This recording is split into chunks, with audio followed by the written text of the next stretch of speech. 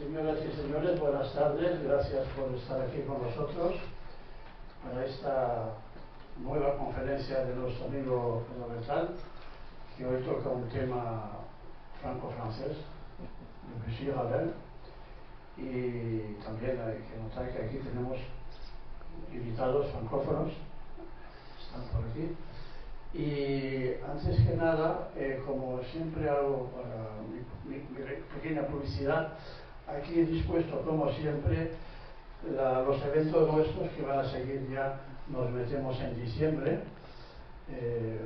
un recital poético de Alfredo Gómez Gil, una conferencia de nuestro amigo Alain Andreu sobre la somatización. Alain Andreu es doctor de psicología.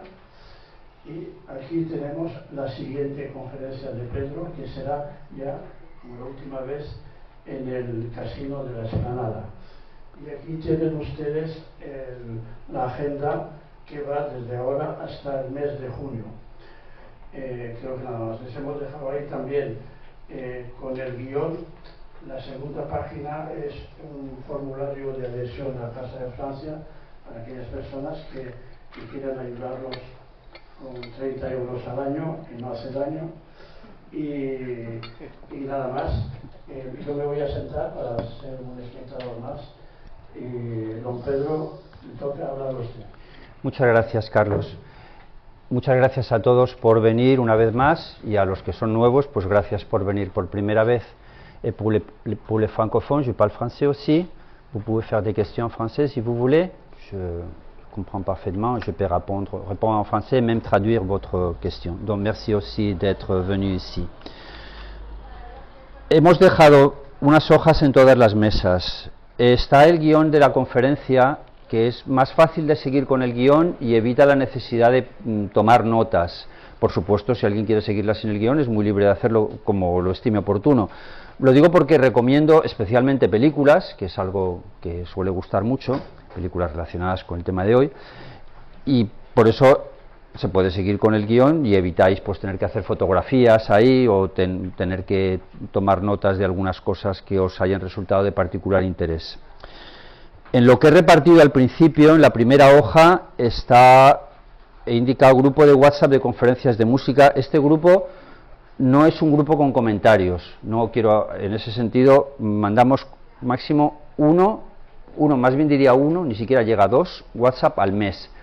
No permite comentarios a las personas que están en el grupo, es un grupo solo para comunicaciones. Facilita las comunicaciones, y los que se quieran dar de alta en el grupo solo tienen que enviar un WhatsApp a este número, que es además mi teléfono personal directamente. Yo lo registro en el grupo y les enviamos las notificaciones. Si en algún momento nos interesa seguir, por supuesto os dais de baja y ya está. Insisto que no es el típico grupo donde te estén abrumando con 5, 7 o 10 mensajes al día, con el teléfono sonando constantemente o llegando notificaciones. Y abajo he dejado también el canal de YouTube de la Maison de France, donde vamos a ir pasando todas las conferencias, tanto las que son de música como las que no son de música.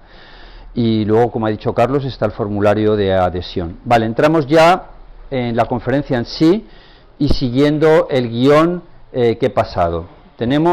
Siempre es importantísimo citar a los compositores en el momento histórico concreto y las fechas en las que están.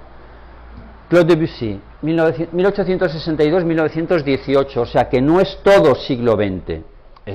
Lo más importante de Debussy está en el siglo XX, pero hay obras también significativas en el siglo XIX. Maurice Ravel, 1875-1937, ¿qué quiere decir? Que es 13 años menor y se mete más en el siglo XX. Los dos murieron relativamente jóvenes, 57 y 62. La verdad es que es muy triste lo jóvenes que mueren la mayoría de los compositores. El récord mundial está en 20 años con Arriaga. Schubert está con 31, que no está mal, Mozart 35, Chopin 37, Mahler 50, Gershwin, que hablábamos ahora de Gershwin, con 38. Vale, estos 57 y 62 sigue siendo muy poco, especialmente ya para el siglo XX, claro. Los casos de longevidad son muy contados. ¿Quiénes son Debussy y Ravel? Bien, esencialmente son los dos compositores más conocidos de la música francesa. ¿No significa que sean los mejores? Bueno, probablemente sí. A mí el que más me gusta de todos es posterior, que es Messiaen, pero los dos son compositores fascinantes. Y son compositores tremendamente distintos entre sí, es decir, aunque son franceses, aunque son del mismo periodo, la estética musical y lo que transmiten con su música no tiene absolutamente nada que ver el uno con el otro. Hay mucha gente que cuando habla de música, solo habla de música, nada más, frío, directamente, de una manera yo diría que muy técnica, demasiado técnica. A mí eso no me parece el enfoque adecuado, y menos todavía para un público como el que tenemos aquí hoy, quiero decir, no es un público de expertos técnicos en música, de instrumentistas, de musicólogos, y en cualquier caso para ese también, me parece esencial centrar a los compositores en su contexto histórico y en su personalidad. Y si eso es claro en general, aquí no puede ser más claro que en ningún otro caso, porque la diferencia, como decía antes, es abismal. ¿Y por qué es abismal? Es abismal por el enfoque que tienen de la sexualidad. Me diréis, bueno, ¿y esto qué tiene que ver, el enfoque de la sexualidad? ¿Qué tiene que ver con la música? Muchísimo, tiene que ver muchísimo. Porque se refleja ese enfoque que tienen de la sexualidad en la música. Vale, ¿cuál es el enfoque de Debussy? Debussy es un hombre tremendamente mujeriego, con carencias afectivas por parte de padre y de madre, lo que normalmente lleva pues a diversos matrimonios, a diversas relaciones, a ser más mujeriego, y que eso lo refleja en una música muy sensual, muy sugerente, sensual, no digo sexual, la música en realidad no llega a ser sexual nunca, sino tremendamente sensual, con insinuaciones de sensualidad constante. ¿Y cómo es Ravel? Pues todo lo contrario. Ravel, primero, fundamentalmente podemos considerar que era asexual. Digo asexual porque no se le conoce ninguna relación, ni femenina ni masculina, ni siquiera ocasional. Por supuesto, nunca vivió con nadie, nunca tuvo novio, por supuesto nunca se casó, por supuesto nunca tuvo hijos, y no se sabe. Algunos estudiantes suyos decían que iba a burdeles de prostitución. Bueno, puede que sí, puede que no. El enfoque que se da en una película reciente que está en filming, que luego hablaremos, es que sí que iba a los burdeles, pero no se acostaba con las chicas. Bueno, como digo yo siempre, lo que pasa luego en la intimidad de los cuartos es imposible de saber. Otros dicen que tuvo relaciones ocasionales homosexuales con Stravinsky y con Falla. Bueno, pues lo mismo. No se puede saber lo que pasa en la intimidad. Falla era homosexual, Stravinsky no. A lo mejor le daba los dos palos. Y diréis, ¿y qué tiene esto que ver? Pues que la música es tremendamente fría, tremendamente cerebral. No digo que sea mala, la música es excelente, la orquestación es soberbia, es uno de los grandes orquestadores de la historia. Pero sí, la música es muy fría, muy cerebral. El famoso bolero, que, bueno, hay gente, y traemos una película de esto, que lo utiliza para hacer el amor en 15 minutos, progresivos. Parece una música muy sensual, pero como en la película que acabo de comentar le dice la que lo encarga, Ida Rubinstein, dice, de esto usted no entiende nada, ¿verdad? De esto de sensualidad usted, pues no. Es decir, que salió así, pero no porque él buscara esa sensualidad. Sí que es importante esta comparación. Todo el erotismo, incluso en el bolero, si lo consideráramos una pieza erótica, que no lo es, la música de Pelléas y Mélisande es tremendamente más sensual. Es un erotismo controlado, razonable, ponderado, que es, digamos, con la forma, la forma siempre, la presencia de la forma. Mientras que la obra cumbre de Claude Debussy, Pelléas y Mélisande, es de una sensualidad desbordada total, una sensualidad que sigue a Tristán y Isolda y que sigue tremendamente a Wagner, que es un compositor de una enorme sensualidad, claro. Por tanto, sí que es importante la personalidad y sí que hace que un compositor sea de una manera y la música sea de una manera o de otra manera. Podría citar otros muchos ejemplos en la historia, pero creo que no toca porque estamos aquí donde estamos hoy. A continuación, la conferencia se va a dividir en dos partes. Una parte para Debussy y otra parte para Ravel. Yo siempre trato de ser muy estructurado y como tengo un guión hecho ya es muy fácil seguir la estructura y no salirse. Dentro de cada compositor vamos a hablar de la vida, de películas relacionadas con el compositor o con música del compositor y por último de la obra. Por tanto, entramos ya en la primera parte, entramos ya en la vida, entramos en Debussy. Y aquí tenemos a Debussy, adolescente, podríamos decir. ¿Quiénes son los padres de Debussy? muy modestos, economía muy modesta. En esto también es totalmente diferente de Ravel. Y la relación con los padres es también totalmente diferente. Es básica, la relación que tenemos con nuestros padres es básica para luego cómo evolucionamos. Por lo menos en los primeros años, desde luego. Luego, pues cuando uno puede cumplir 40, 50, aún así, eso queda siempre ahí. El padre un comerciante muy modesto, la madre costurera, y no tiene, en ese sentido, luego hablaremos de los de Ravel, la relación con la madre muy mala, bueno, más que mala, fría, distante. Sin embargo, para Ravel la madre fue el gran amor de su vida, fue su madre, por lo cual no tiene nada que ver una cosa con la otra, de nuevo. Aquí tenemos a Debussy adulto, la foto es un poco pequeña, y aquí la siguiente foto, que también ha quedado un poco pequeña. Diréis, ¿qué hace aquí Tchaikovsky con esta señora? ¿Y quién es esta señora? Esta señora es tremendamente conocida en la vida de Tchaikovsky, e importa para lo que voy a decir aquí, por supuesto que importa, si no, no lo traería. Es Nadezhda von Meck, que fue la gran patrocinadora, mecenas de Tchaikovsky, que le impuso una relación muy... Tchaikovsky era abiertamente homosexual, le impuso una relación muy curiosa, que era que se mantuvo esa relación durante 14 años nada menos, que él le patrocinaba, le pagaba, etcétera, todos, le permitía que no tuviera que trabajar, bueno, componer, que no es trabajar, componer, le resolvía toda su situación económica, y a cambio no se veían nunca, no se vieron nunca.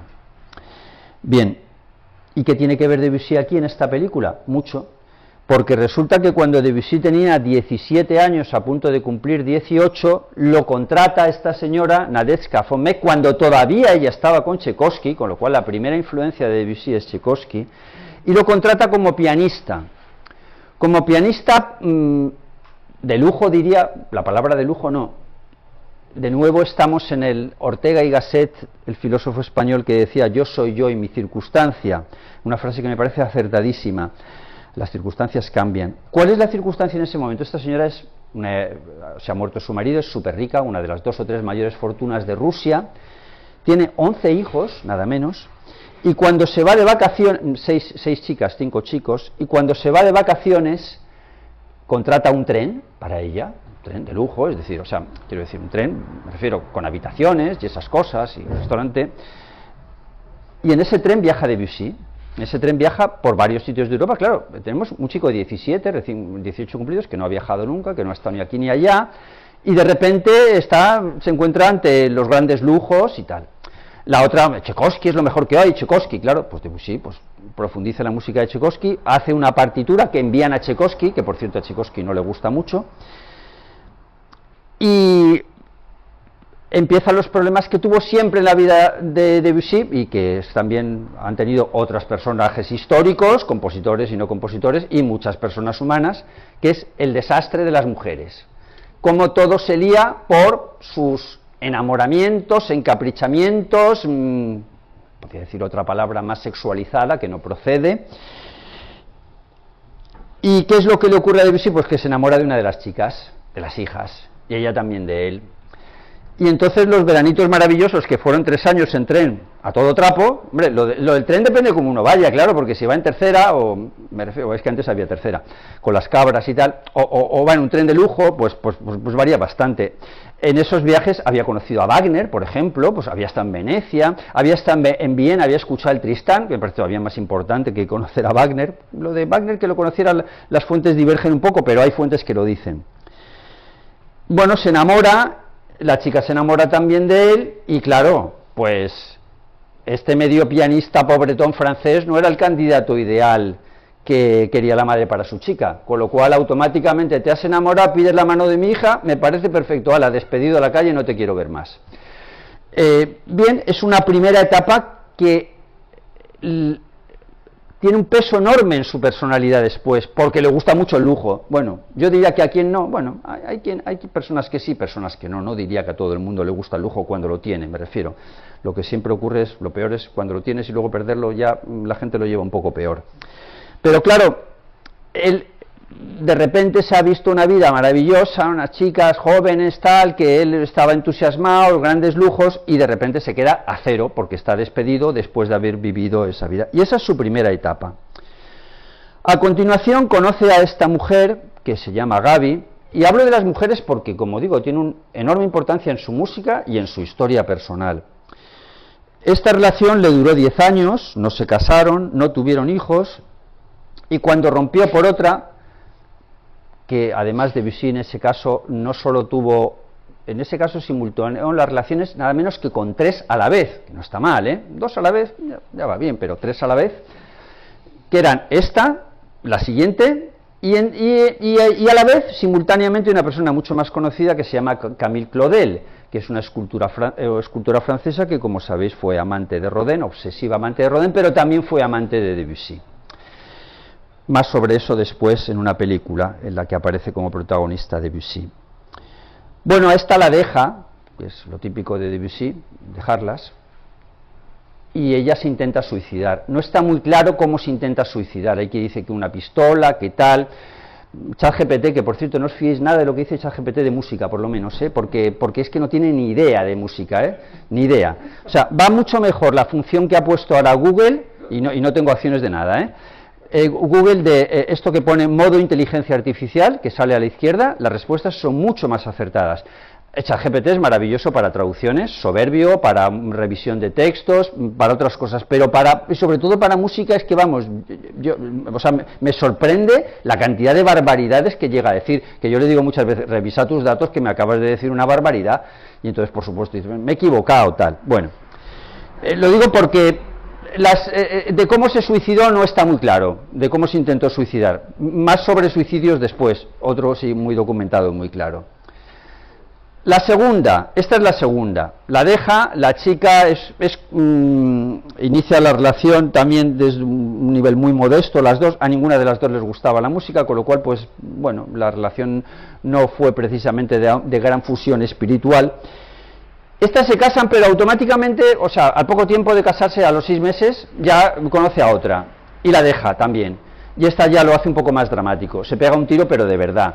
Un tiro de verdad quiere decir que se pega un tiro en el estómago, y que acierta, pega el estómago, y se queda la bala, no muere, pero casi, y se queda la bala alojada en una vértebra, no sé si la columna dorsal, no está muy claro, una vértebra, o sea, se queda la bala dentro, no se la pueden ni sacar. Con lo cual, y además lo hace nada menos y nada más que en la Place de la Concorde, en París.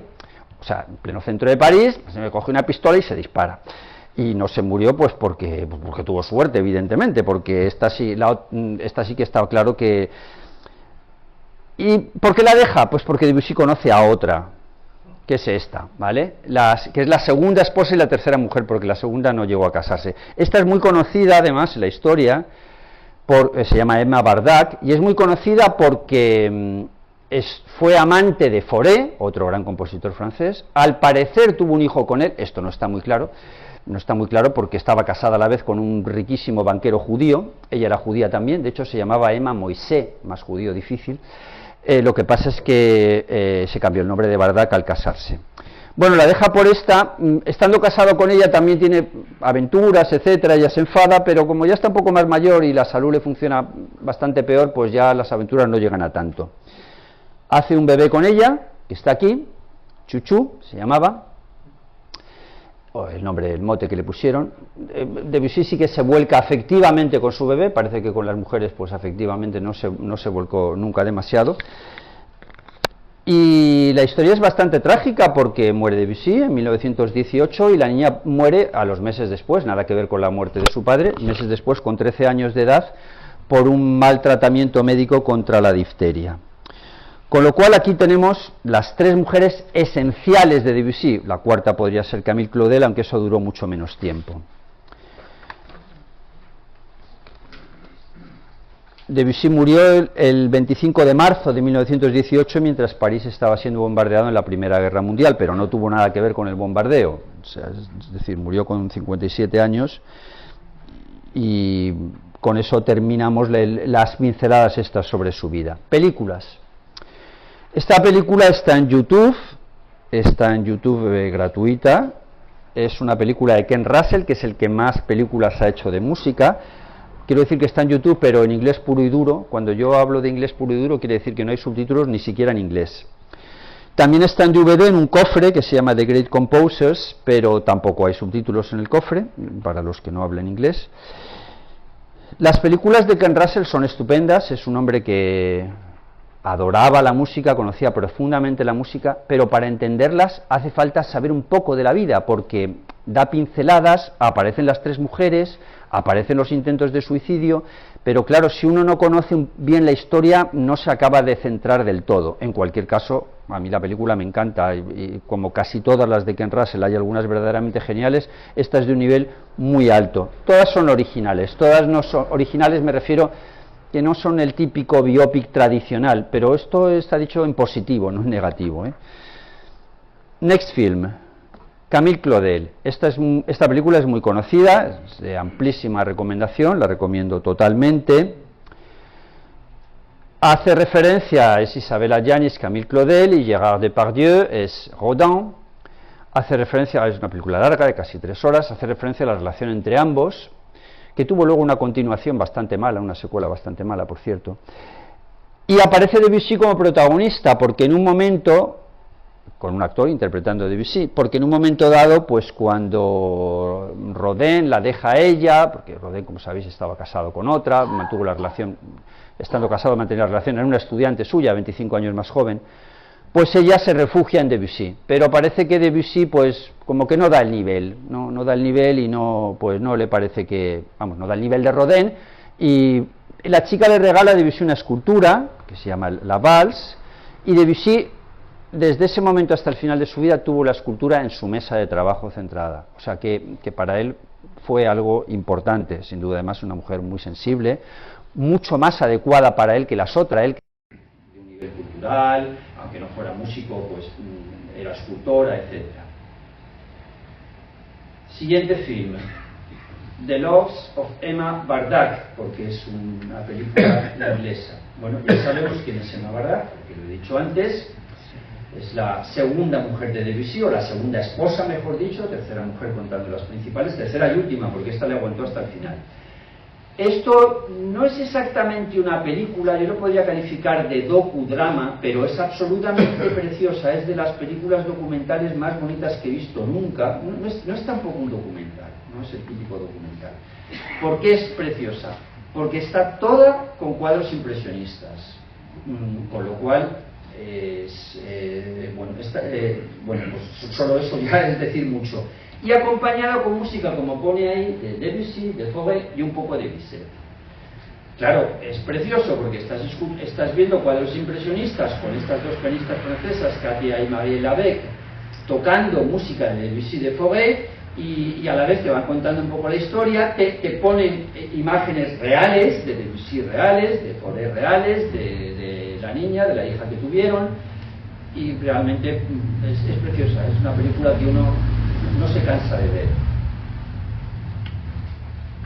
Vale, esta película la traigo aquí porque me encanta, no es directamente de Debussy, pero sí que hace referencia a la historia de Debussy en cuanto a lo que he dicho de Nadezhda von Meck, y además tiene la suerte de estar en Filmin, disponible ahora, y por supuesto en Filmin hay subtítulos en castellano, y es de las mejores de Ken Russell. También es de Ken Russell y también hace falta saber un poquito de la historia, pero en cualquier caso es soberbia, y por eso la traigo aquí, porque Nadezhda von Meck es un personaje de la vida de Debussy y también es un personaje de esta película, aunque Debussy no aparezca en ella.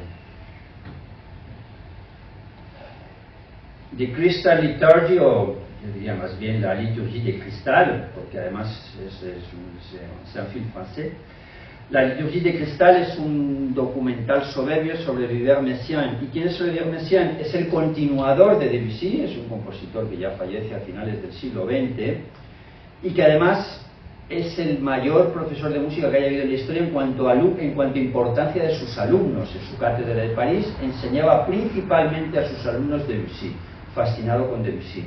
Por tanto, es un personaje importante para la historia de Debussy, no de la vida de Debussy, pero sí de la posteridad de Debussy. Y su música nace de Debussy, luego ya se desarrolla, va tomando otros caminos, etc. El Cid. ¿Y qué tiene que ver aquí el Cid? Bueno, tiene que ver porque Debussy escribió una ópera sobre el Cid. Esto es poco sabido. Ya se llama Rodrigo y Jimena. Y yo por eso traigo películas relacionadas con lo que estoy hablando, no que no tenga nada que ver. Aparte, la película es muy buena. con Charlton Heston, que también es muy conocido por su rol en El planeta de los simios, en las 2 primeras películas del Planeta de los simios, y otras películas y otras muchas más. Seven Years in Tibet, con Brad Pitt. La película es excelente y tiene en parte música de Debussy, por eso la traigo aquí. Edgar Allan Poe's House of Usher, o The Fall of the House of Usher. ¿Por qué? Porque esta es la última ópera de Debussy. Esto es una película no sobre la ópera de Debussy. Debussy no llegó a terminar la ópera. Escribió solo 25 minutos. 25 minutos que Pierre Boulez considera, y me añado a la opinión de Pierre Boulez, lo mejor que escribió Debussy, lo más original, lo más fascinante y un grandísimo avance dentro del siglo XX. Estamos en ese momento ya en 1917. Es una obra de terror. Ravel también estaba fascinado por Edgar Allan Poe. De hecho, cuando fue a Nueva York, lo primero que quiso hacer es visitar su casa. Y bien, por eso tiene perfecta relación la película. Bueno, esta me encanta. Esta es de recomendación absoluta y total. Y muy relacionada con Debussy. Está relacionada con Debussy y está relacionada con Stravinsky. ¿Quién es Nijinsky? Nijinsky es uno de los bailarines o coreógrafos más famosos del siglo XX. Es el que estrenó La consagración de la primavera. En cuanto a la forma de ver la película, lo he buscado. Yo la tengo en DVD. Se puede comprar en DVD, en fin, tampoco pasa nada por hacer una pequeña inversión en comprar en DVD, pero no la he localizado en ninguna plataforma que se tenga acceso desde España, porque realmente es que esta es plenamente recomendable. Está en Prime Video, pero en Prime Video de Estados Unidos. Y yo, por más esfuerzos que he hecho por conectarme a Prime Video de Estados Unidos, nunca lo he conseguido, porque no te deja Amazon directamente, es decir, te exige residencia fiscal en Estados Unidos. En cuanto ve que la tarjeta ya le puedes comprar la VPN más sofisticada que haya, que mueres, que al final no te deja conectar. Con lo cual la única manera es comprarla por Amazon. Realmente es soberbia. Aquí está Nijinsky y el hombre mayor es Diaghilev. Es una relación homosexual con mucha diferencia de edad. ¿Y qué tiene que ver con Debussy? Porque está el estreno del Prélude à l'après-midi d'un faune, traducido en español por Preludio a la siesta de un fauno. El estreno en versión ballet con Nijinsky, que fue además muy comentado, un gran escándalo, porque Nijinsky sexualizó totalmente la escena, como que estuviera teniendo sexo al final, y eso es real, es históricamente así. Y luego porque está el estreno mundial de un ballet precioso de Debussy, maravilloso, que se llama Jeux, o Juegos. Y también está el estreno de la consagración de la primavera de Stravinsky, pero no trata solo de la consagración, pero también aparece Stravinsky, por supuesto, entre los protagonistas, pero no trata solo de la consagración de la primavera de Stravinsky. Y a mí particularmente, esta es una opinión personal y todas las demás opiniones son igual de respetables que la mía, me gusta muchísimo más Jeux que la consagración de la primavera. Es una obra absolutamente fascinante. Es un ballet muy original, del que brevemente hablaré después. Bueno, seguimos con películas. Les Folies Offenbach. Bueno, esto es una serie de la televisión francesa, de Jojo de la Televisión, muy bien hecha. Este es Offenbach, el que está aquí, que es el alemán y judío.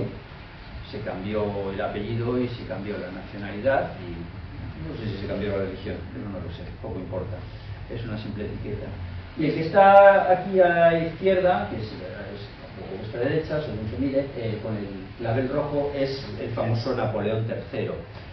Como sabéis, tenemos Napoleón I, que es muy conocido, Napoleón II, que se murió con 20 años, y luego Napoleón III, que fue emperador durante 25 años en Francia.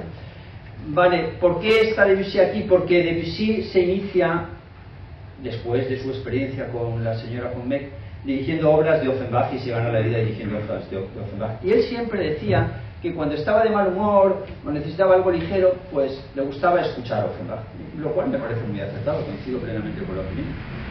Yo no me suelo poner de mal humor, pero es evidente que sirve mucho para alegrar esta música ligera, sencilla, y la serie además está muy bien hecha, por lo cual pues hay que verla. Y esta es una de las mayores películas de la historia del cine, quizás mi favorita, o entre mis 2 o 3 favoritas. Lo que piense yo poco importa, especialmente en cine, porque soy un simple aficionado, pero en la crítica está considerada con eso, la segunda, la primera, la tercera, entre la mayoría de los críticos, y ha ido ganando puestos en los últimos años directamente. Y diréis, ¿y qué tiene que ver esto aquí con Debussy? Mucho, tiene que ver muchísimo.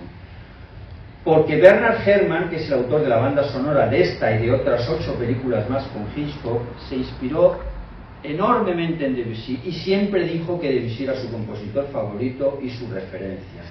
Y la música en algunos momentos parece que sea de Debussy directamente, porque ya sabéis que los compositores pues tienden a fusilar música de otros compositores más geniales. Bernard Herrmann sí que era genial, es el más genial de todos los compositores de música. Además se dedicó antes a composiciones serias, ópera, conciertos, director de orquesta, o sea que no es un compositor directamente para el cine. Y esta película hay que verla y hay que escuchar la música.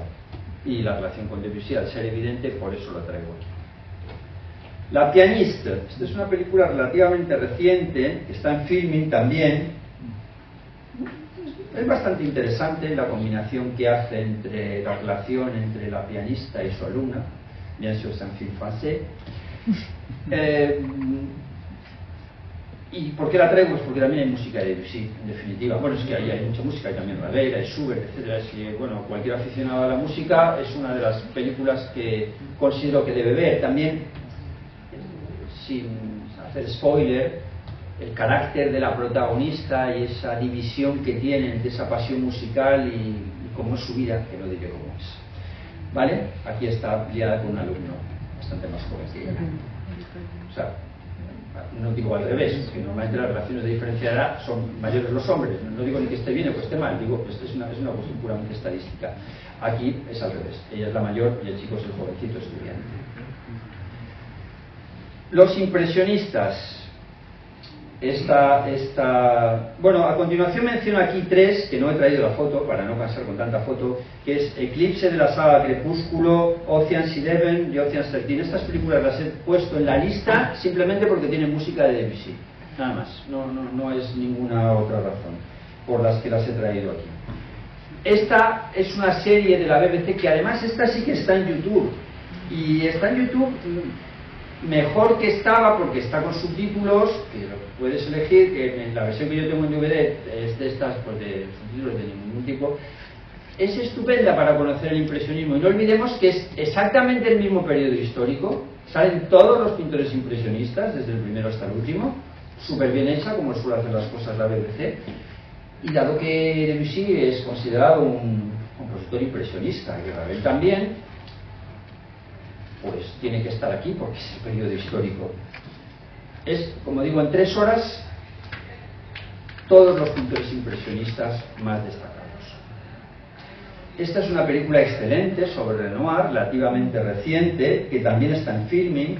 Filmin tiene secciones, que por cierto, por si no lo sabéis, Filmin es una plataforma española, catalana, para más señas.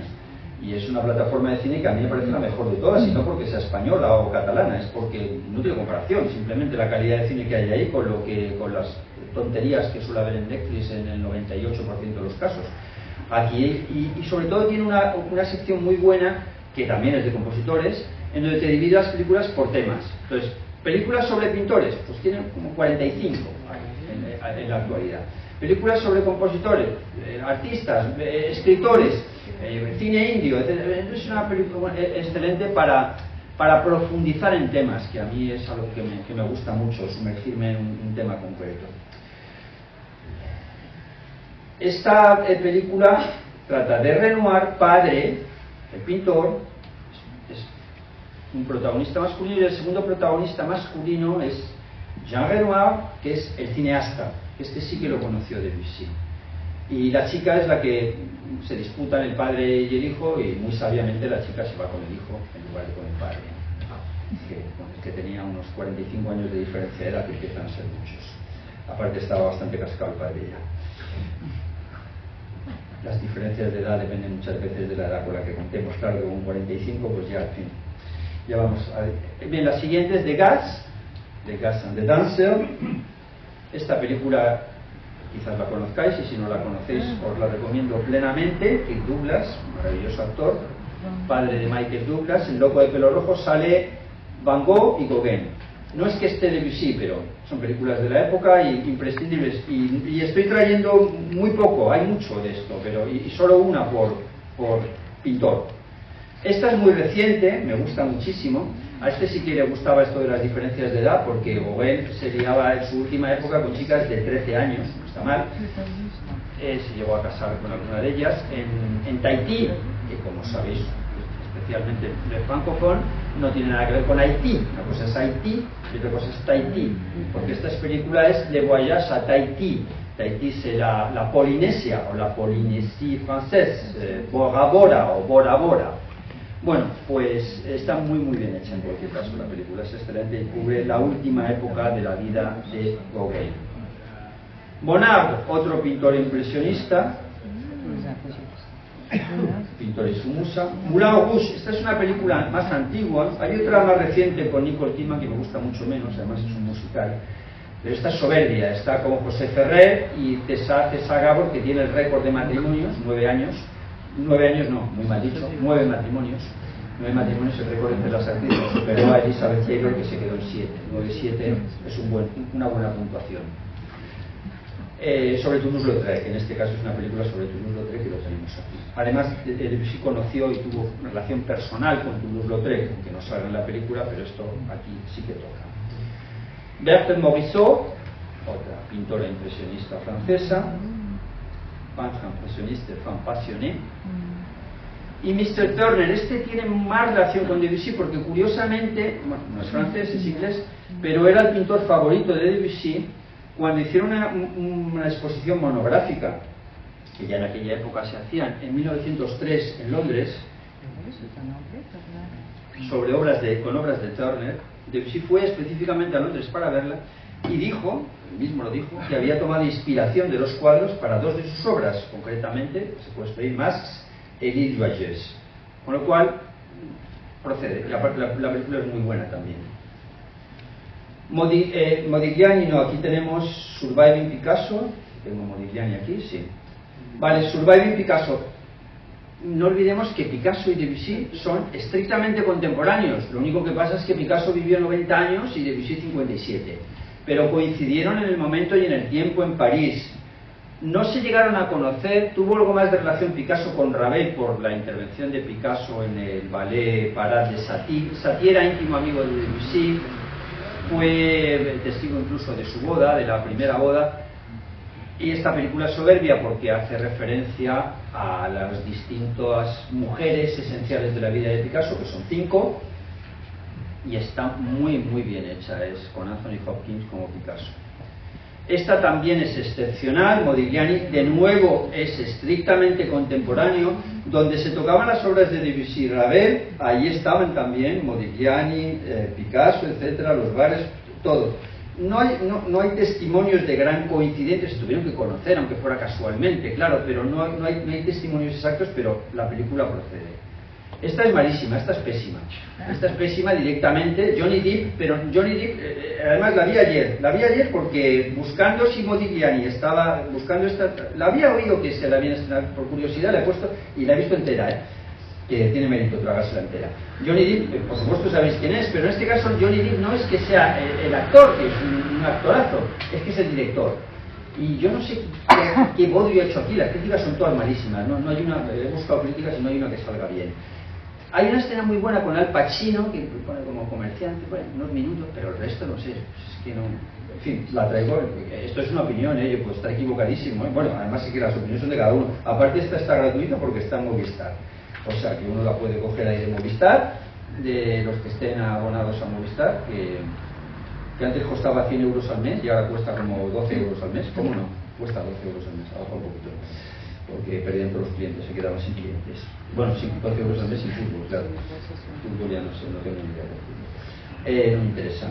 Y la siguiente y última película, es preciosa esta película. ¿Por qué la traigo aquí? Porque es la obra tan conocida de Marcel Proust, contemporáneo también, por supuesto, de la misma época, de Debussy y de Ravel. Y además es que la película es tan bonita, una obra que es difícil de hacer porque en cine, y encima, por si fuera poco, la música es de Gente, que es uno de los grandes compositores de la segunda mitad del siglo XX, y de los primeros años del siglo XXI, falleció en 2012, por lo cual es una película que lo tiene absolutamente todo. Bien, hemos cerrado la sección cine y pasamos a la sección influencias. A mí esta parte me gusta siempre mucho entre los compositores. Es evidente que todos los compositores tienen influencias de otros. Es decir, nadie coge de cero y no tiene en cuenta lo que han escrito los demás. No, porque entre otras cosas tienen que estudiar las partituras, etc. Con lo cual la parte de influencias es fundamental. Primera influencia, Weber. Weber, que no Weber, sí, son distintos. Weber es siglo XX, Weber es el romanticismo alemán. Y segunda influencia, Wagner. Ya sé que esta película la he traído muchas veces, pero tengo un motivo especial para traerla hoy. El motivo especial es porque se ha hecho una versión restaurada, que está en YouTube gratis.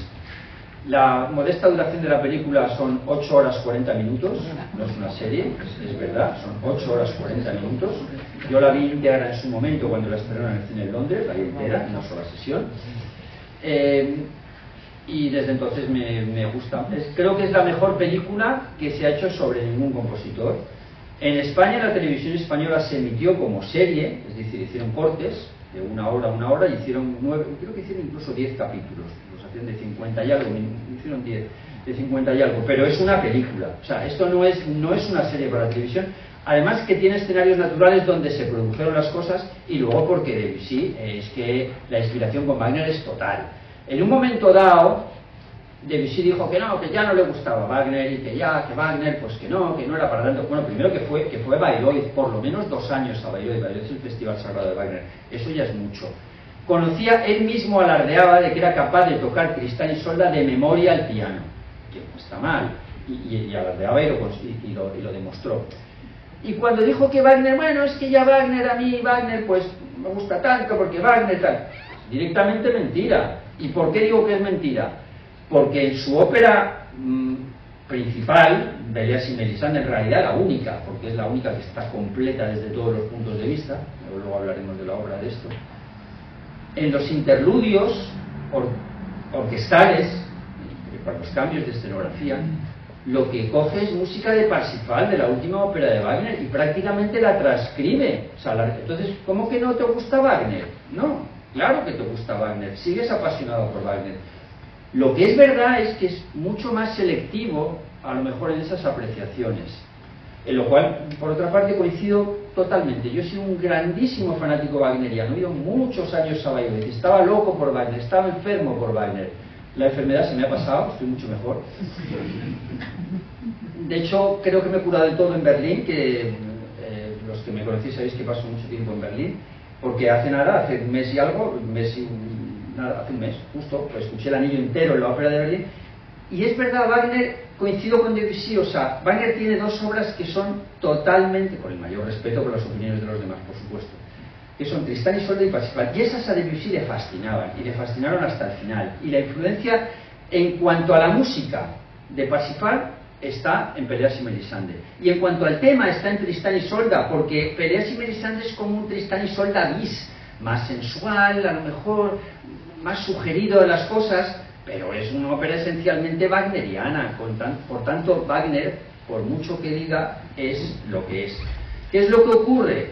Pues que evidentemente entre Francia y Alemania pues ha habido varias guerras, y no hablo ya de la guerra mundial, hablo fundamentalmente de la guerra franco-prusiana de 1870, que la ganaron los prusianos, ya sé los alemanes, esa no la ganaron los franceses, 1-0 para Alemania. Y luego el empate vino en la Primera Guerra Mundial, que la vivió Debussy en primera persona, y además en ese momento se llegó a prohibir en Francia la música alemana y la música austriaca, contra la opinión de Ravel. Con lo cual, pues bueno, tampoco quiso posicionarse, y es verdad que dijo que la música francesa tenía que alejarse de la música alemana. Bien, muy correcto, pero eso no significa que tú no sigas apasionado por Wagner. Y bueno, en cualquier caso lo podéis buscar en YouTube, y no hace falta que la veáis entera de una sesión como yo, o sea, la podéis ver a trozos, de 1 hora diaria en sobremesas. No está en capítulos así, está hecha en 2 largos trozos en la versión que hay en YouTube, pero esta es recomendadísima. Bueno, también está Rameau, también está Massenet, también está Mussorgsky, y decir, ¿y esto qué tiene que ver? ¿Quiénes estáis? ¿Esto qué tiene que ver aquí? ¿Qué me has traído aquí? No, yo todo lo que traigo tiene sentido. Esto es gamelán javanés. El gamelán javanés fue introducido en Europa por primera vez en 1889. 1889 es donde se produce la famosa Exposición Universal de París, donde se construyó la Torre Eiffel. Iba a ser una estructura provisional, pero que finalmente se quedó allí de manera definitiva. Bueno, pues entre otras cosas, en esa Exposición Universal, por el propio nombre de Universal, vinieron músicos de Java. Java, como sabéis, es la isla más grande de Indonesia, por cierto, el cuarto país más poblado del mundo, con más de 300 millones de habitantes, esto es poco sabido, o casi 300 millones. Estamos en China, India, Estados Unidos, y el cuarto ya es Indonesia, muy cerca de Estados Unidos, que lo superará pronto seguro. Es donde está Bali también, pero está la música balinesa que viene de Java, por supuesto, aunque Bali es una isla hindú y Java es una isla musulmana, pero la música de Java, el gamelán javanés, dejó fascinados a un montón de compositores en ese momento, porque ya había unos cuantos compositores en París, y todos fueron a ver esto que es, claro, esto es nuevo, ¿no? Situaros, no había discos, no había radio, no había televisión, y de repente vienen unos señores de allí, de Asia, y que hacen una música que no tiene nada que ver con lo que se veía. Y todos los demás lo escucharon y dijo, sí, muy bonito, muy interesante, muy bien. Pero Debussy dijo, muy bonito, muy interesante, y lo metió en su música. Y eso es una novedad enorme, porque ya a finales del 19 Debussy introduce elementos del gamelán javanés en sus partituras. No es que lo copie, no es que lo transcriba, como luego llega a hacer Britten años más tarde. Luego eso se generaliza, por supuesto, porque ya empiezan los viajes en avión, y ya hay compositores porque viajan en avión, escuchan. Britten se pasó un mes de vacaciones en Bali, y ahí cogió muchas ideas. Es importante el gamelán javanés como influencia, por tanto, también. Y ahora pasamos a la categoría de influidos. El primer influido, Ravel. Messiaen, ya hemos hablado de él. Pierre Boulez, compositor central en Francia, en la música de la segunda mitad del siglo XX y los inicios del siglo XXI, también es un compositor muy influido por Debussy. Bartók, Stravinsky, Janáček, y este que traigo aquí es quizás menos conocido, pero si lo traigo es porque esta es la mejor película de Ken Russell, y esta sí que se entiende. Le salió una película. Delirious es un compositor inglés, un compositor, por cierto, muy fácil, muy accesible, ¿eh? Es un Debussy a la inglesa, yo lo calificaría así, pero más fácil que Debussy, porque Debussy tiene partituras que no son fáciles. El que sea fácil, pues bueno, tiene ventajas, también tiene inconvenientes, pero ahí está. Y esta película es que no hay ninguna otra película, parece que sea el propio Delirious el que está ahí. El propio Russell dice, no me ha salido nunca ninguna película mejor. Por lo tanto, vale la pena verla, y si queréis comprar el cofre a mini precio de Amazon, donde está esta, dice The Great Composers, está Delirious, está Elgar y está Debussy. Tiene muchas más que en Russell, tiene como 20 o 25, pero bueno, así le han llamado el cofre.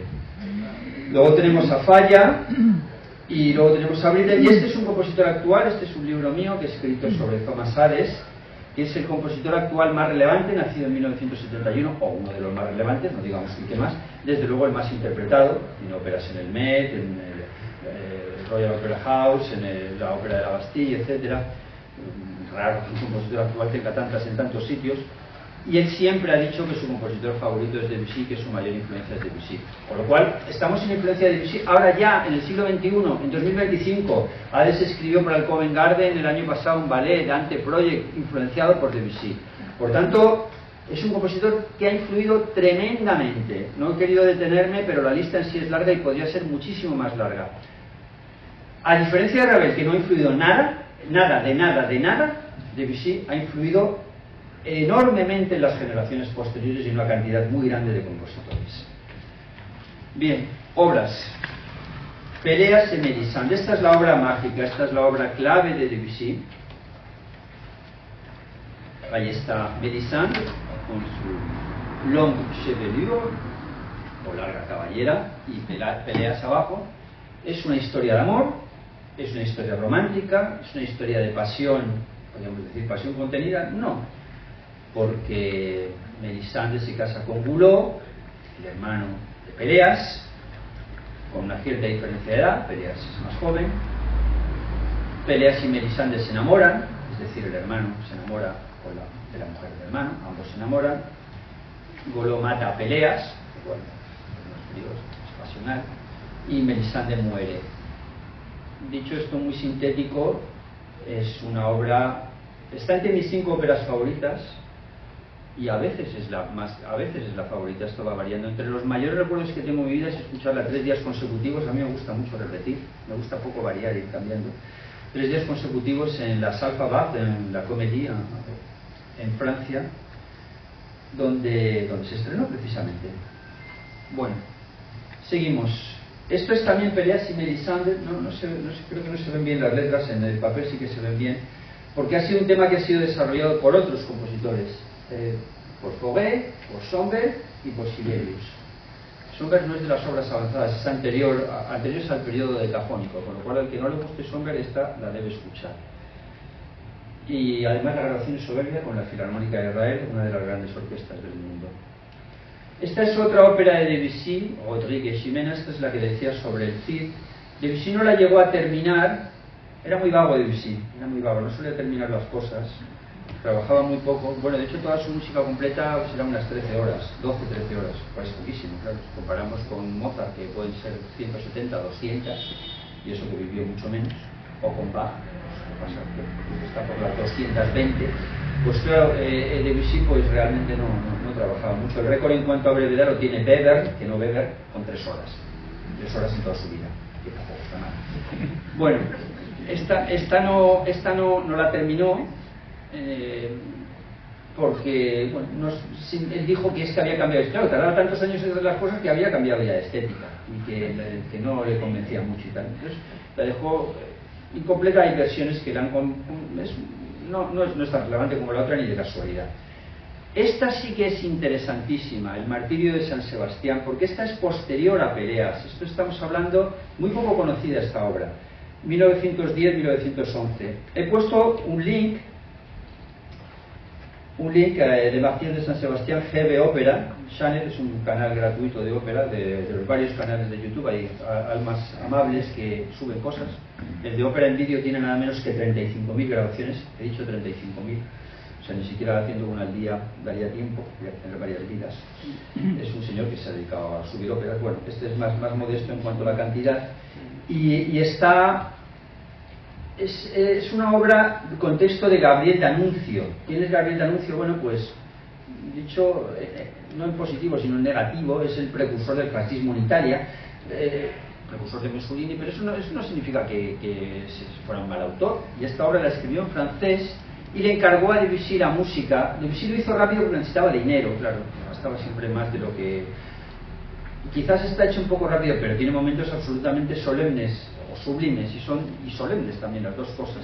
1910-1911 hay una grabación, como digo en YouTube, que es mitad con representación escénica, claro, es una acción escénica, digamos, una operación escénica que al fin y al cabo viene a ser lo mismo.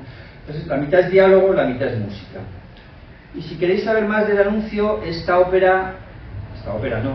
serie, que no es una ópera, os la recomiendo plenamente, es muy reciente. La M es de Mussolini, es súper crítica con Mussolini, por supuesto, como debe ser, es la más crítica con Mussolini de las que hay. Y Figlio del Secolo es una serie italiana que está, yo no sé en qué plataforma está, yo lo he visto en una plataforma esta serie. Sí, en Prime Movistar, lo he puesto aquí, lo he puesto en el papel, en Prime Movistar. Y D'Annunzio es uno de los protagonistas en varios episodios, por lo cual también, bueno, tiene interés porque tuvo la relación con Debussy que he comentado. La caída de la Maison Usher o Usher es la última ópera de Debussy que, como he dicho antes, la dejó incompleta. Esto primero porque era vago y segundo pues porque ya tenía la salud bastante cascada, y solo de 25 minutos. Interesantísimos en cualquier caso y merecedores de ser escuchados. Je, que lo tenemos aquí junto con La Mer Nocturne y Je, nada menos con Pierre Boulez, Cleveland Orchestra, una de las mejores orquestas de Estados Unidos. Es el ballet de Debussy al que antes mencionaba, y es un ballet de Debussy que recoge un partido de tenis. Es decir, un partido de tenis, sí. Bueno, un partido de tenis, pues sí.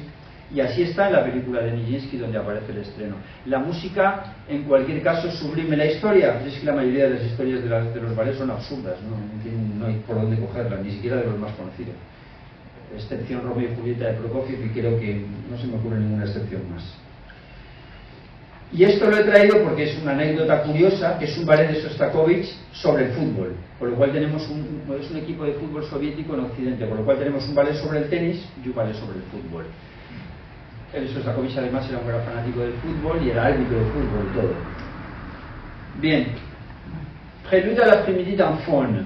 Aquí lo hemos traducido en España por Preludio a la siesta de un fauno. No sé por qué lo hemos puesto en lugar de tarde, que es la traducción correcta, o siesta. Bueno, es la sensualidad de la siesta, no sé. Es una obra todavía del siglo XIX, pero suena enormemente al siglo XX y absolutamente esencial desde todos los puntos de vista. Y esto es un fauno, porque claro, mucha gente dice, ¿y esto es fauno? ¿Esto qué es un fauno? Claro, un fauno no es un minotauro. Un minotauro es la sexualidad extrema, estos cuadros de Picasso que hay muy representativos, la sexualidad extrema del minotauro, etc. El fauno es la sensualidad. Y de nuevo volvemos a la sensualidad de Debussy, por eso esa música es también tremendamente sensual. La Mer se calificó en el programa de mano cuando se estrenó como obra impresionista, y a Debussy no le molestó y le pareció correcta. Es una de las grandes obras de Debussy, y aquí nada menos que con Leonard Bernstein, que por cierto tiene un vídeo en YouTube fabuloso donde explica la obra de Debussy. Chanson. Bueno, tenemos de nuevo Preludio, Image, bien, Image por orquesta, que es con The Cleveland Orchestra, que es una obra excelente, muy conocida particularmente por uno de sus movimientos que se llama Iberia. Chanson de Bilitis, una obra menos conocida de Debussy, es abierta y totalmente sexual y sensual.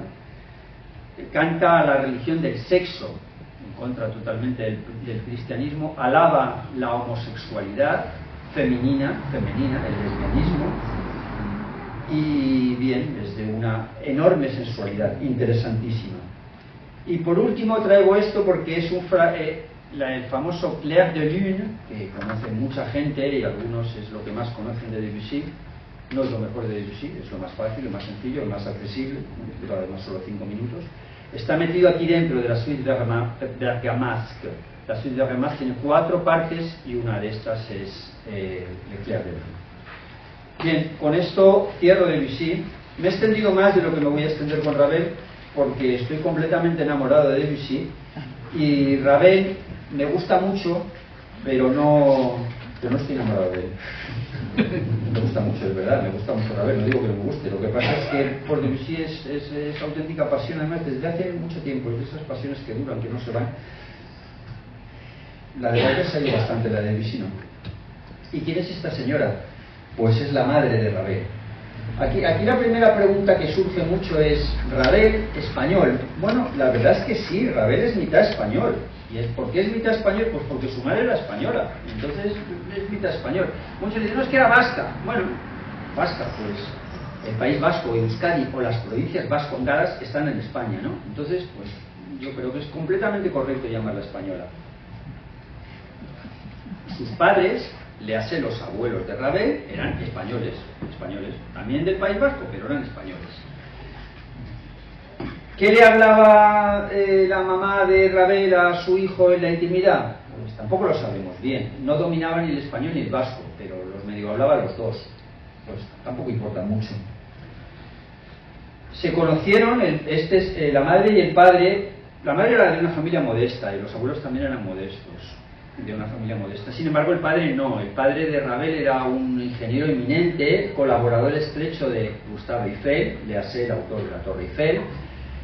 Conoció a esta chica en Madrid, en un viaje en Madrid de España, bien, se enamoraron, iniciaron la relación, y ella insistió en que quería que Ravel naciera en el País Vasco, aunque fuera en Francia.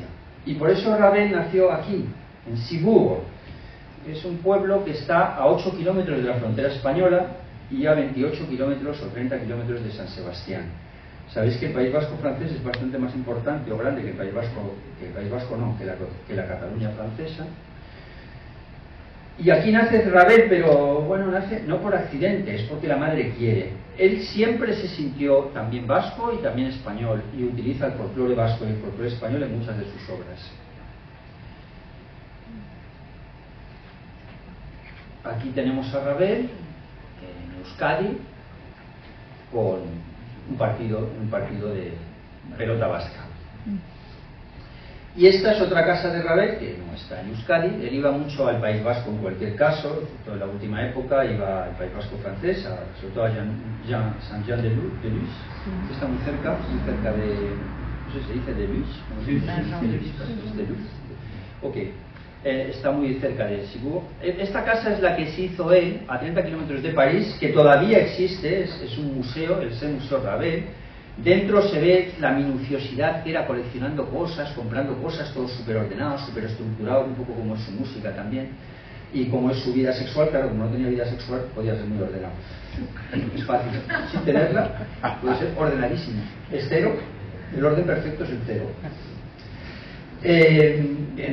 Sigue, la casa sigue todavía vigente. Se llama la Belvedere y es visitable. Y Ravel... no lo he dicho, y es importante, muy importante, para entender su personalidad. Ravel estaba enamorado de su madre, vivió siempre con su mamá y con su papá, lo cual yo no digo ni que esté bien ni que esté mal, bueno, no sé si está regular, pero claro, se entiende más en la generación de los españoles ahora de 20 y de 30 años, porque no se puede ir, pero Ravel era millonario, y o sea, con los derechos de las obras ya, tanto como, sí, millonario, ganaba mucho dinero. Entonces, vivir con el mamá y el papá, pues bueno, vale. Se muere el papá y sigue con la mamá. Y cuando la madre se pone muy grave, decide incluso que debe desertar, porque más sobre esto después, como soldado en la Primera Guerra Mundial, para atender a su mamá. No deserta, le ocultan la enfermedad de su madre, se muere la madre, ya no queda ni mamá ni papá. ¿Qué quedan? Gatos. Gatos. Esto no me gusta la expresión vieja con gato, no me gusta, pero esto es viejo con gato, ¿vale? O con gatos. Tenía 3. Entonces, pues él vivía solo con sus gatos, muy aislado, con muy poca relación social, por eso a 30 kilómetros de París, y bueno, pues lo tenemos con sus gatos. Y este es otro con un gato, pero este de poco sexual no tenía nada, este era una bomba sexual. Tiene Picasso, ¿no? Este era todo lo contrario, vamos a decir. Tú te haces de contra, ¿no? Obseso sexual, hasta el final. Hasta el final no se le pasó. Relaciones cada vez con más diferencia de edad, la última con 46 años, que por cierto se suicidó, decía que la mujer estaba por dinero y se suicidó con 50 años, no debía estar por dinero, se suicidó, ya que era millonaria. Bueno, pues otro señor con un gato y que pintaba cuadros con gatos también sexualizados, ¿vale? Ravel no hubiera hecho algo así, ¿no? Este cuadro está en el Museo Picasso de Málaga, por cierto, excelente museo, no está muy lejos. Stravinsky y Ravel, lo he dicho antes, hay algunos libros que dicen, Stravinsky tuvo relaciones con Ravel. ¿Y cómo lo sabes? ¿Qué sabes lo que pasa en la intimidad? Fotos no hay, vídeo menos. Entonces, pues, bueno, es una opción. Yo creo que va a ser que no, pero bueno. ¿Esta quién es? Esta es Ida Rubinstein. Sí que es un personaje importante en la vida de Ravel, no porque a Ravel le interesara, que no le interesaba un pimiento a las mujeres, ¿no? Ni las mujeres, ni los hombres, ni el Espíritu Santo. La mamá y los gatos, ya está. Y el papá un poco.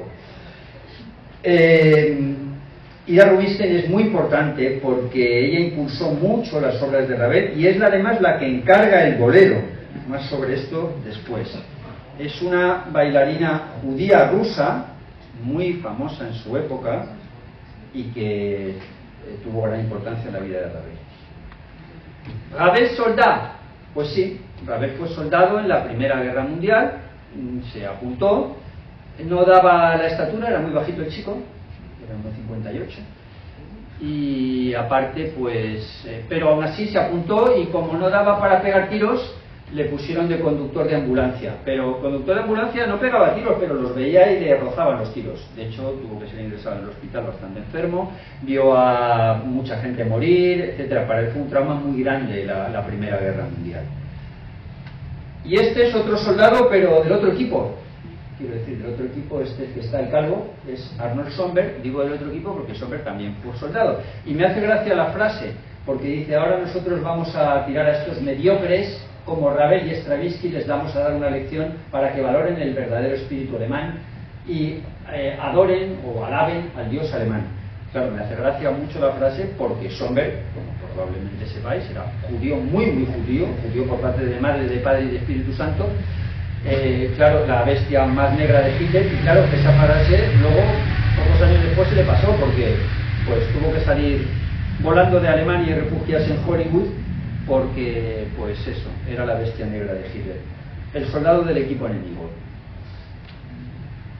Y este es Ravel, un poco tétrica la foto, pero es Ravel muerto. ¿Cómo muere Ravel? Pues muere de una manera muy trágica, porque tiene un accidente de taxi.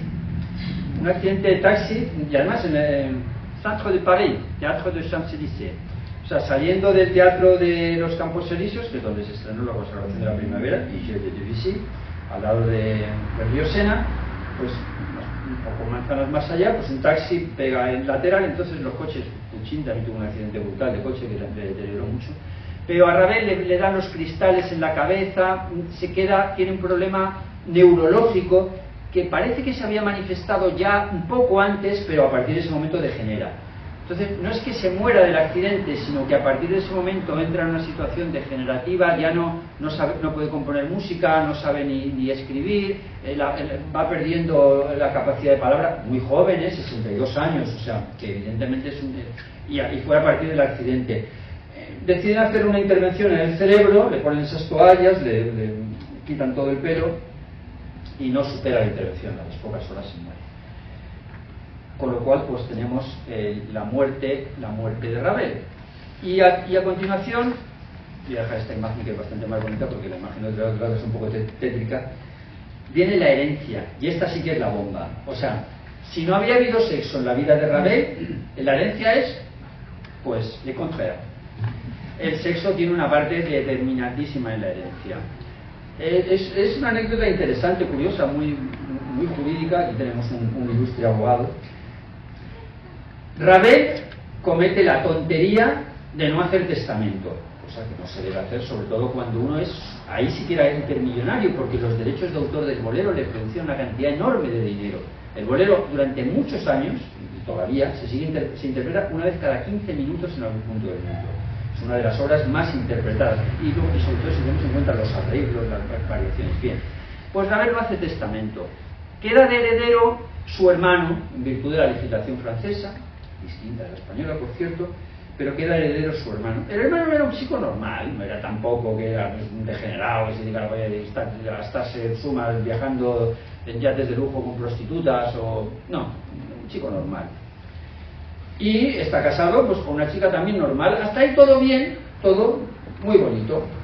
Dice, vale, pues ha dejado el hermano, bien, en lugar de hacer una fundación, que es lo que tenía que haber hecho, una fundación para gestionar sus derechos, etc.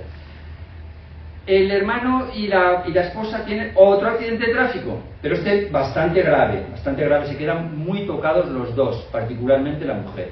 Muy tocados, de tal manera que necesitan recurrir a una masajista y a un chofer, pues porque ya no pueden conducir, para desplazarse. Son multimillonarios en ese momento, Han pasado ya 20 años desde la muerte de Ravel, más de 20 años. ¿Y qué ocurre? Pues que la esposa del hermano fallece. Pues el accidente de tráfico no se recupera bien, tal, se muere. Y la masajista dice, esta es la mía.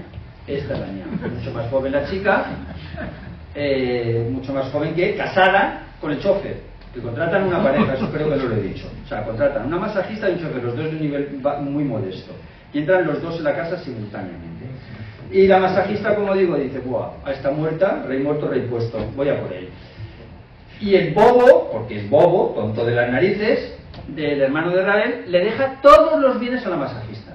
La hace heredera universal. No solo la hace heredera universal, sino que le dice, cariño, te quiero mucho, quiero casarme contigo.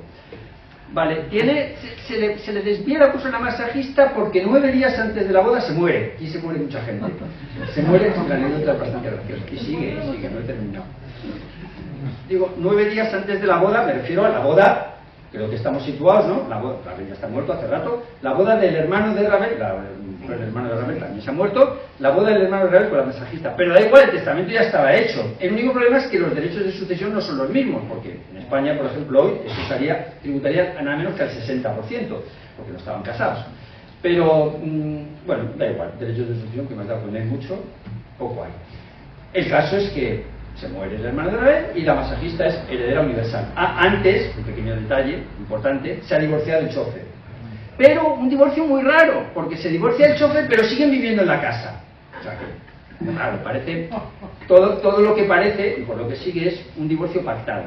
Es decir, nena, a lo mejor el chofer también le dijo, nena, tú divórciate de mí, que total, podemos seguirlo haciendo igual por las noches.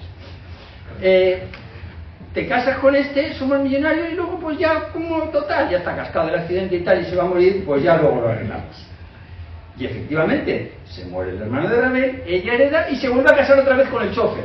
Ya sé, el tercer matrimonio, en los cuales el primero y el tercero son con la misma persona.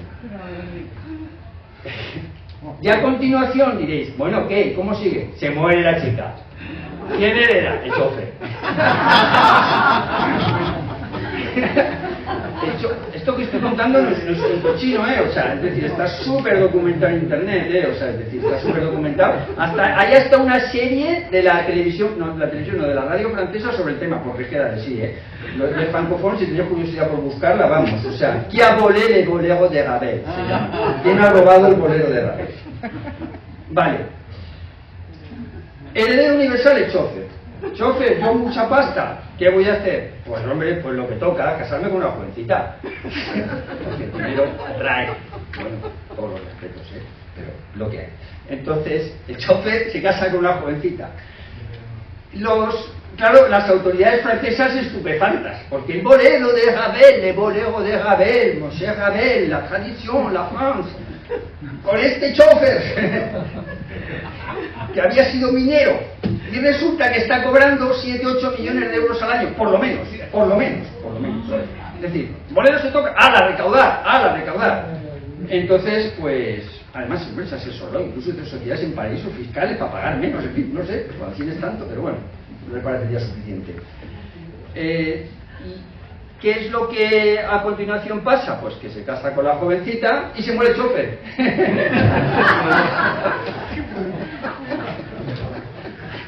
Además, las muertes son relativamente continuadas, quiero decir que ninguno de esos dura 3 o 4 años el episodio. Esto daría lugar para una curiosa serie de televisión, no sé por qué a nadie no se le ha ocurrido hacerla, porque quedaría bastante graciosa.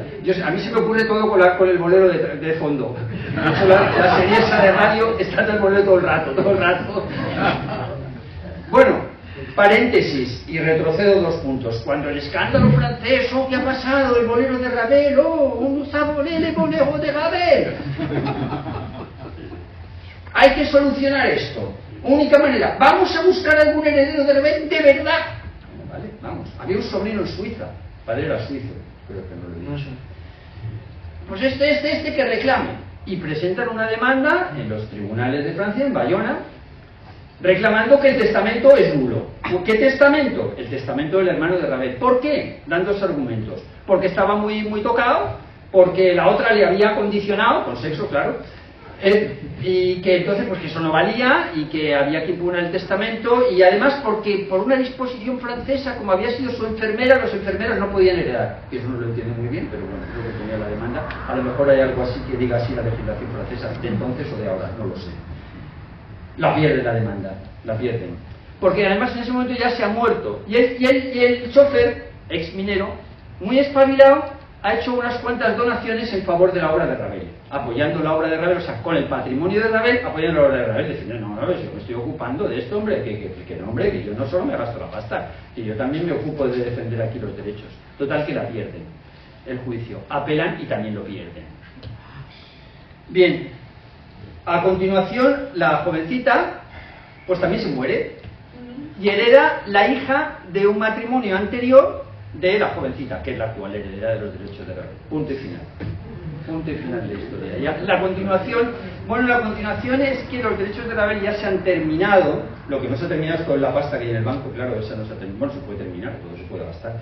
Con lo cual es decir que ya no recaudan automáticamente. Hay algún juicio más y demás, pero es que lo haría muy largo y no es necesario. Creo que he contado la esencia de la historia y bueno, pues es graciosa. Y Ravel, que lo dejó todo tan ordenado, esa música tan razonable, tan abierta, una vida tan ordenada, qué desastre, porque se le olvidó ordenar algo bastante importante, que es lo que pasa tras la muerte. Y no es anécdota, sobre todo cuando hay mucho dinero, no hay dinero que más da.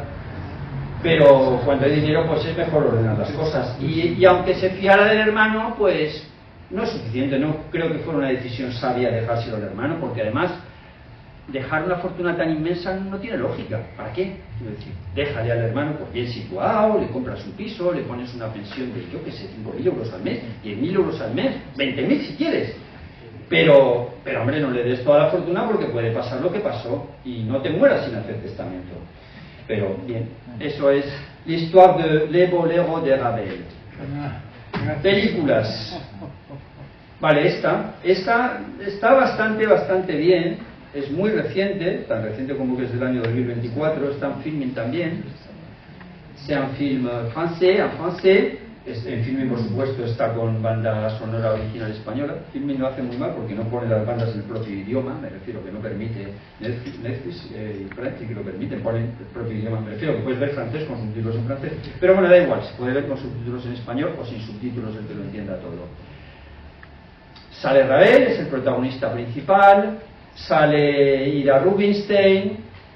Está bastante bien hecha, no es una película que yo vería muchas veces, pero bueno, está bastante bien. Esto es una obra de teatro filmada, está en DVD en francés puro, sin subtítulos, la comédie francés, bueno, no está mal, se puede ver. Esta, ¿por qué la traigo aquí? Porque es una película en la que hacen al final, en la última escena, el amor con el bolero de Ravel. Es lo típico de... No es una gran película, pero bueno, la chica muy mona y muy bien, y la escena no está mal. Y esta es Bolero, que es una continuación de la anterior, sin la misma escena, pero hacen serie las dos. Les uns et les autres, c'est un otro film francés. En este caso también está la misma escena, pero mejor. Esta es una película más intelectual, diría, que las otras. Encore un hiver es una película preciosa, absolutamente preciosa, y toda enteramente, desde el principio hasta el final, desde la primera nota hasta la última, con música de Ravel. Es como si fuera un poema de Ravel, con Emmanuel Berth, que está magnífica aquí la tenemos en la foto, y es de plena y total recomendación, y por supuesto de recomendación raveliana. Juana de Arco, bueno, fue una obsesión de Ravel, fue la última ópera que preparaba, estuvo, de las versiones que hay, esta quizás sea la mejor y por eso la he traído aquí. Y Coco Chanel y Igor Stravinsky es poco sabido que tuvieron una relación de amantes, y coincide con la época de Ravel también, y por eso la traigo. Victor Hugo, Enemy of the State, bueno, es francesa, o sea que la foto que he cogido no es la más correcta, Enemy de l'État. Es una serie de la televisión francesa, muy bien hecha. ¿Y por qué? Pues porque Ravel toma algún texto de Victor Hugo para sus obras, y le gustaba mucho Victor Hugo. J'accuse, esencial. En España se ha traducido como El oficial y el espía. Es una película soberbia de Roman Polanski y es muy importante para la historia de Ravel porque Ravel fue dreyfusiano, es decir, de los dos bandos claramente se situó a favor de Dreyfus, intensamente a favor de Dreyfus, y muy protagonista, digamos, de este episodio, triste episodio de la historia francesa. Prisoner of Honor es la misma historia, es decir, la misma historia que la película anterior. Ken Russell es relativamente de las más accesibles de Ken Russell, muy buena película también, menos medios que la de Polanski. Émile Zola, también estrictamente contemporáneo e importante aquí. Y Je ne rêve que de vous es una película relativamente reciente sobre Léon Blum. Léon Blum fue primer ministro 2 veces en Francia, presidente de la República tras la Guerra Mundial, era judío, como posiblemente sabéis, judío de izquierdas, y es una película muy bien hecha. Ravel tuvo cierta amistad y conocimiento con Blum. Ravel era de izquierdas, claramente de izquierdas, se pronunció muy en contra del nacionalismo francés. Léon Blum fue internado en el campo de concentración de Buchenwald, que está en Weimar, la famosa ciudad de Schiller y Goethe. Estuve hace muy poco, hace un mes estuve allí. Y bueno, la película también está muy bien. Y la relación con Ravel es por la relación entre Ravel y Léon Blum. Cierro con películas. Influencias. Las 3 Bs es esto. Las influencias de Ravel es Bach, Beethoven, Brahms. Bueno, no son las influencias de Ravel. Esta es una frase acuñada por Hans von Bülow. Ravel dijo que no se identificaba en absoluto con esta frase, que los tres Bs no eran los tres grandes de la música, que desde luego Beethoven y Brahms no lo eran en absoluto, vamos, que no le gustaban para nada. Bach, vale, lo salvaba, pero que para él solo había una letra, que es la letra M de Mozart. Bueno, refleja mucho su personalidad en cuanto a influencias. Y este que traigo aquí, diré, ¿y este quién es? No sé si lo reconocéis o no. ¿Lo reconocéis? ¿No? Si miráis un poco fijamente, es un político o expolítico, doy pistas. ¿Tampoco? Comunidad de Madrid, presidente de la Comunidad de Madrid, famoso político del Partido Popular. Bueno, pues ya que no lo saca nadie, Ruiz Gallardón. Ruiz Gallardón, y diréis que tiene que ver aquí Ruiz Gallardón. Bueno, Ruiz Gallardón aquí no es que está disfrazado, está disfrazado, lógicamente, pero para una película. Ruiz Gallardón, Albéniz era su tío abuelo. Y en esta película hace Ruiz Gallardón de Albéniz en una película española. Influidos, muy poco. Aquí tenemos con Gershwin en la foto, el más joven de la foto de aquí, Ravel con Gershwin, Ravel es el que está sentado. Y aquí tenemos a Gershwin pintando nada menos que a Schönberg. Digo influidos porque influyó mucho en Gershwin, influyó en Vaughan Williams, son los únicos. Gershwin pintando a Schönberg porque jugaban al tenis, Gershwin era muy rico y jugaban con su derecho de autor de Rhapsody in Blue y otras partituras mediocres. Pues pintaba, jugaba todas las semanas, una o dos veces por semana en su pista de tenis con Schönberg, y aquí está Gershwin pintando a Schönberg, es una foto muy graciosa. Bien, obras. L'Heure Espagnol. L'Heure Espagnol es una ópera de Ravel, corta, 50-55 minutos. Esta versión además está en una plataforma, he puesto el link, es una plataforma que se llama Opera Vision, que es una plataforma de la Unión Europea, donde van renovando cada 6 meses, y es del Palau de las Arts en Valencia de hace nada, de este mismo año, de mayo. Una ópera estupenda, magnífica, que no se conoce lo que se debería conocer, porque es realmente muy buena ópera. No hay muchos recitativos, lo cual es bueno. L'Enfant et le Sortilège es otra ópera estupenda de Ravel. Esta además es en versión cine. He puesto el link, a las dos está el link de YouTube, un link gratuito claramente. Y L'Enfant et le Sortilège es de un niño, pues las bromas que gasta el niño con... Más que bromas, el niño que no quiere hacer, il veut pas faire la tâche, quiere hacer sus deberes, y entonces pues, bueno, realmente la música es mágica, me encanta. Y la película que menciono a continuación, que no le he traído en la foto, es Colette. Sobre todo los franceses conoceréis bien a Colette, porque es la autora del libreto de L'Enfant et le Sortilège. Y la película de Colette es muy buena, es reciente, está en Movistar, Prime Video y Rakuten, como he puesto. Tiene además música de Thomas Ares, nada menos, o sea que es recomendable desde todos los puntos de vista. Obras, Ballet d'Arnis y Chloé, un ballet genial de Ravel, es un ballet. Y Bolero, vale, muy brevemente porque es bastante tarde. El origen del bolero es lo siguiente: Ida Rubinstein le dice a Ravel que quiere una obra de temática española, un ballet, porque esto es importante decirlo y es muy poco sabido. El bolero es un ballet. El bolero no es una obra que se toca en los conciertos, se puede tocar en los conciertos, por supuesto, igual que la Consagración de la Primavera de Stravinsky o Romeo y Julieta de Prokofiev o El Lago de los Cisnes de Tchaikovsky, pero es un ballet. Corto, pero es un ballet. Le encarga un ballet, porque ella quiere y quiere un ballet de temática española. Y Ravel dice, ya tengo la solución, voy a hacer Albéniz, Iberia, que es una obra para piano, estupenda de Albéniz, un grandísimo compositor español. Voy a hacer la versión orquestal de Iberia. Está entusiasmado con el proyecto, empieza a trabajar con él y de repente le dice, no, si solo los derechos los tiene Enrique Fernández Arbós, no puedes hacer nada. Ravel desesperado, ¿cómo? Si ya estoy tan lleno de ideas y tal, no. Qué pena, porque hubiéramos tenido una Iberia magnífica. Y se le ocurre este tema y finalmente, pues con este origen español, hace esta obra, que es una obra, como él dice, que tiene muy poca música, pero que es una obra muy sencilla, muy accesible, muy fácil, repetitiva, el principio o el inicio de la música minimalista.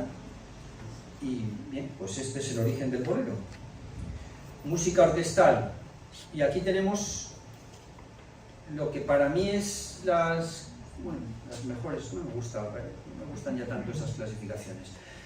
Ravel quiso hacer dos conciertos para piano, dos piano concertos, para salirse del bolero. Él dijo que el bolero tenía una fama excesiva, que él era capaz de cosas mejores, y realmente lo consiguió. Los dos son absolutamente soberbios, los dos conciertos. Aquí tenemos con Pierre Boulez, además, y tiene la curiosidad de que uno de los conciertos es para la mano izquierda, solo para la mano izquierda, y simultáneamente lo hizo con otro que es para las dos manos. Él dijo que uno era para él y otro ¿para quién es? Pues para el hermano de este señor. Este es Wittgenstein, el filósofo. Esta no es una película, es una película de Derek Harman. Las películas de Derek Harman son casi todas bastante difíciles. Esta se entiende y es bastante, a pesar de que la filosofía es complicadísima, la de Wittgenstein, y aparece en la película además la historia del concierto para piano de Ravel para la mano izquierda. ¿Por qué? Porque el hermano del filósofo Wittgenstein, por cierto, una de las familias judías más ricas de Europa, que pagaron a Hitler por quedarse en Viena, Hitler respetó el pacto, pagaron una fortuna, una absoluta fortuna. Paul Wittgenstein era pianista, fue soldado en la Primera Guerra Mundial y perdió un brazo. Entonces se encargó a Ravel y a otros compositores, pero el que a Prokofiev, y me duele decir, me duele porque estoy enamoradísimo de Prokofiev, pero le salió mejor la obra a Ravel que a Prokofiev. En Prokofiev es el cuarto concierto para piano. Y le salió una obra magistral a Ravel que la hizo para que este hombre la tocara. Lo que pasa es que no era fácil. Y cuando se fue a estrenar a Paul Wittgenstein, al hermano del filósofo, que aparece también en esta película, como digo, el hermano, se le ocurrió pues hacer unos arreglitos para simplificarla. No le consultó a Ravel para que no se enfadara, pero Ravel estaba en el estreno, claro, saltó en furia diciendo, bueno, pero vamos a ver, o sea, yo te he hecho esta obra, te da derechos en exclusiva para 6 años, me has pagado, claro, porque el hombre pagaba para que le hicieran las obras, no me puedes estar ahora haciendo cambios. Y eso es la anécdota del concierto para piano, que es una obra maestra. Simultáneamente, como digo, hizo el otro para dos manos, normal, pero para él, o sea, para tocarlo Ravel. Dos obras maestras ya hacia el final. Y aquí tenemos que Ravel y Mussorgsky, porque es una de las obras más conocidas de Ravel y de las más maravillosas, espectacular, orquestación soberbia, que es los cuadros de la exposición de Mussorgsky, que eso es una obra para piano que Ravel orquesta. Se toca mucho más la versión orquestal que la de piano. Y la tenemos aquí pues con Celebidache, que es este grandísimo director. Y esta película la traigo aquí porque es una película sobre Celebidache que se estrena ya. El próximo 14 de noviembre se estrena esta película. Hace ya rato que decían que se iba a estrenar. Está Celebidache, no creo que interprete a Ravel, lógicamente no la he visto, creo que está más centrada en Bruckner, pero por eso la he traído, porque tengo mucha curiosidad para verla, seguro que será una película estupenda. Bien, siguiendo ya y terminando con Ravel, aquí hay varias obras, Trois poèmes de Stéphane Mallarmé, Chanson Maracas, nada menos que Maracas. ¿De dónde viene esto? De Madagascar, nada menos. Canciones procedentes de Madagascar, donde Ravel quiere mostrar su anticolonialismo. Como he dicho antes, era progresista. Y Don Quijote a Dulcinea, ¿por qué? Porque el final de Ravel, la última obra que escribió, es una banda sonora para una película, Don Quijote a Dulcinea. Lo que pasa es que Ravel, como era muy lento, los de la película le dijeron, chico, espabila, venga, que esos ritmos no van con nosotros. Y Ravel pues no se adaptó a los ritmos y por tanto solo hizo unos fragmentos, luego además se murió, y por tanto no tenemos banda sonora, que se la encargaron a otro. Bueno, con esto he terminado la charla. Aquí tenemos una conferencia que es la próxima, una conferencia en un concierto que organiza la Maison de France. Y agradeceros haber venido, muchas gracias por estar aquí, gracias por haber aguantado el rollo, que me he extendido demasiado. Gracias y quedo abierto a un... Merci.